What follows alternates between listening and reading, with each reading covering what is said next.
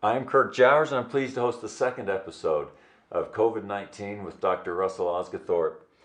He's the Chief Medical Officer of dōTERRA and a board-certified pediatric infectious diseases specialist. As long as COVID-19 is such a pervasive force in our lives, we will continue to do these daily and concise shows to help you get caught up and make sure you have the knowledge you need to make sense of everything that's happening. There's so much inaccurate information right now that the World Health Organization is calling it an infodemic. And the most telling example of how crazy things have gone, I agree. the WHO has joined TikTok to get the facts out and dispel COVID myths. Wow.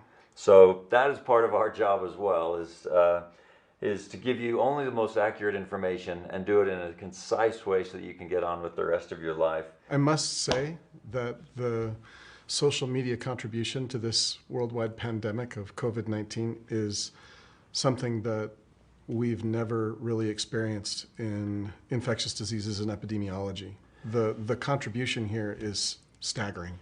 Well, and you were talking about even as recently as 2009, when you were, of course, still an infectious disease specialist dealing with it.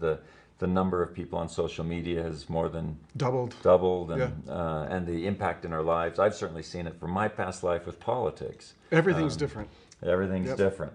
So as of 10 o'clock Central European time, there are 136,895 confirmed cases, 5,077 deaths, and 123 countries with cases. It's a staggering number, but it's going to grow. It's going to go north. Testing is going to be ramping up in countries with very large populations, and we would expect to see those numbers grow over the next week. A lot happens every day, and so one thing we promise to do on each episode is to get you caught up. Dr. Osgathorpe is going to tell you a little bit more about why it's good to get this in 2 minutes instead of 12 hours, but here we go. Life in some parts of the world has come to an utter standstill as countries try to reduce the impact of the coronavirus. Italy, for example, is limiting travel between districts in Italy. It's quite remarkable what's happened in some places around the world to try and limit the spread of the virus and make social distancing even more powerful of a strategy. Hospitals in northern Italy are overwhelmed, which will go to some of the reasons that they're trying to do all the things we're going to talk about. Closing all the Disney properties, Tokyo, Paris, US, wherever, Broadway theaters, huge attractions and museums, the Louvre, Eiffel Tower in Paris, all closed.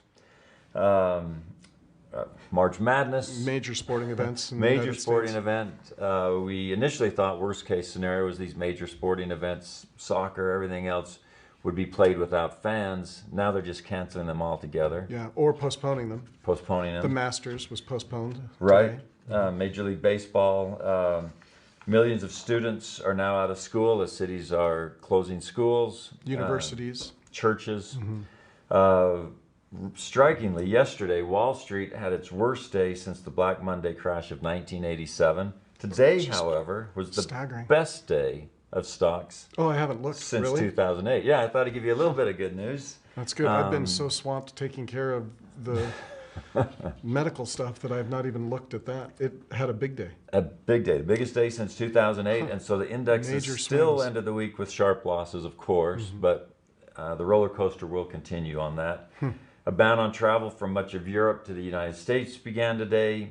And as the virus continues to spread, we're seeing a slow trickle of very public figures announcing their diagnoses or close contact with the disease. For example, the President of Brazil, the Canadian Prime Minister, Justin Trudeau's wife, huge sports stars, on and on. We're starting to see this, which some people are asking questions about that with testing, but we'll get to that later. Yeah, we'll talk about it. President Trump declared a national emergency today, and in this, and as well as our foundational episode, which will come out on Monday, continued issues with the availability of coronaviruses. It is a major issue. And especially in the United States, seems to be one of the major places. I'm so frustrated with the availability of testing in the United States. So many tests have been performed in other parts of the world and so successfully, it is difficult right now to manage an epidemic in an absence of information that testing would provide.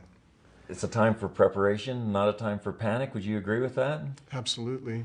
These things that I just read and that you're going to talk about, all of these things Come back to social distancing. Right, and potentially the difference between a tragic pandemic and merely a difficult one. Yeah, so I don't want to take too much time because this has been talked out about ad nauseum, right?